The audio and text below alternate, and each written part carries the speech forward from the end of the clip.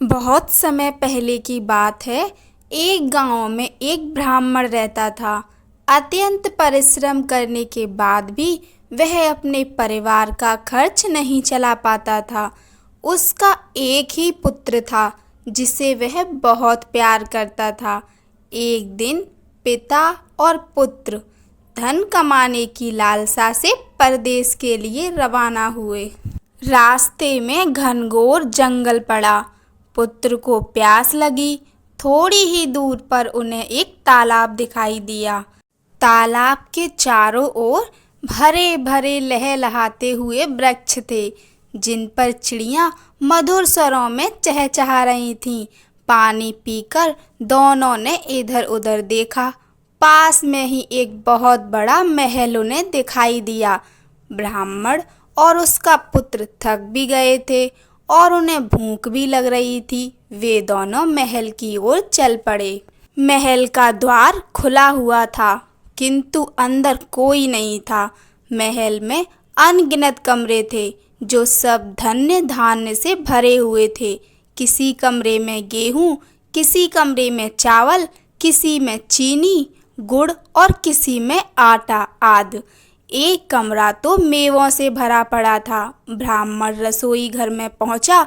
चूल्हा जलाकर आराम से दाल चावल बनाया। पेट भर भोजन करके विश्राम करने के लिए जगह खोजने लगे। एक भंडार घर में धान भरा हुआ था। वहीं थोड़ी सी जगह बनाकर दोनों लेट गए और अंदर से सांकल बंद कर ली। थोड़ी देर में उन्हें भयंकर गर्जना सुनाई दी। उन्होंने किवाड़ की दरार से झांककर देखा। एक विशालकाय दानव चला आ रहा है। दोनों भयभीत होकर उसे देखते रहे। उस दानव ने चूल्हा जलाकर बड़ा सा हांडा चढ़ाया। एक बड़ी सी परात में खीर परोसकर उसने खाना प्रारंभ किया। खीर की सौंधी सौंधी खुशबू से ब्राह्मण के बेटे का जी ललचा गया। दानव खीर खा रहा था और ब्राह्मण का बेटा ललचाकर देख रहा था। अंत में उससे रहा नहीं गया और पिता से बोला, पिताजी देखो, वह आदमी इतनी अच्छी खीर अकेले ही खाए जा रहा है। हम भी खाएंगे। ब्राह्मण ने बेटे को डांटा कि ये दैत्य खीर के बजाय हम दोनों को ही खा जाएगा। चुपचाप इसी कोठरी में बैठे रहो। लेकिन बालक हठी और चंचल था। वह बार बार पिता से खीर खाने की जिद करता। ब्राह्मण ने क्रोधित होकर कहा, मैं तुझे कहाँ से खीर दूं? मांगता है तो उसी से मांग। लड़का अंदर से चिल्लाया, हमऊ का। दानव ने चौंक कर चारों तरफ देखा। सोचने लगा, इस महल में तो मेरे डर से कोई नहीं घुस सकता, फिर यह आवाज़ कहाँ से आ रही है? लड़का बार बार चिल्लाने लगा, हमऊ का। दानव समझा कि कोई उससे भी ताकतवर प्राणी महल में घुस आया है। वह घबराकर महल से भाग गया। उसके जाने के उपरांत ब्राह्मण और उसका बेटा धान की कोठरी से निकले। बड़ी तबीयत से खीर खाई और फिर उसी जगह आकर लेट गए। उधर दानवराज भागते भागते जंगल में पहुँचे। वहाँ उन्हें एक लोमड़ी मिली। दानव को घबराया देख लोमड़ी बोली, अरे दादा, आप बहुत घबराए हुए लग रहे हो, क्या बात है? दानव ने कहा, क्या बताऊं बहन, हमारे घर में हमऊ का घुस आया है और बहुत जोर जोर से चिल्ला रहा है। उसी के डर के मारे भाग आया हूँ। लोमड़ी बोली, इतनी सी बात? दादा तुम घबराओ नहीं, मैं तुम्हारे साथ चलती हूँ। दोनों मिलकर अभी उसे मार डालेंगे। दानव लोमड़ी को लेकर आया। डर के मारे स्वयं दूर खड़ा हो गया और धान वाली कोठरी की ओर इशारा किया, हमऊ का इसी में है। लोमड़ी ने किवाड़ की दरार में अपनी पूंछ डाली और टोह लेने लगी। जब लड़के के सिर में बार बार लोमड़ी की पूंछ लगी तो उसने क्रुद्ध होकर पूंछ पकड़ ली।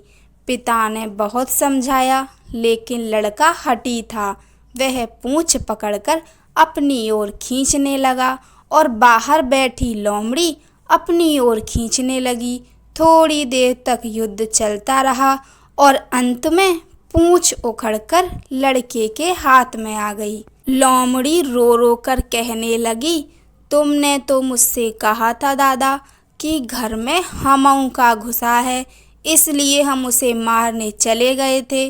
तुमने ये क्यों नहीं बताया कि तुम्हारे घर में पूंछ उखाड़ घुसकर बैठ गया है। दानव और लोमड़ी के जाते ही ब्राह्मण और उसका पुत्र महल से निकले और पास ही में एक बेल के वृक्ष पर चढ़कर बैठ गए। पके हुए बेल देखकर लड़का बहुत खुश हुआ और बेल खाने लगा। तभी उन्होंने देखा दानव 4-5 बाघ लेकर महल की ओर आ रहा है। दानव के साथ कुछ बाघ अंदर चले गए और कुछ महल के द्वार पर बैठकर पहरा देने लगे। दानव और बाघों ने पूरा महल देख डाला, लेकिन महल में कोई नहीं मिला।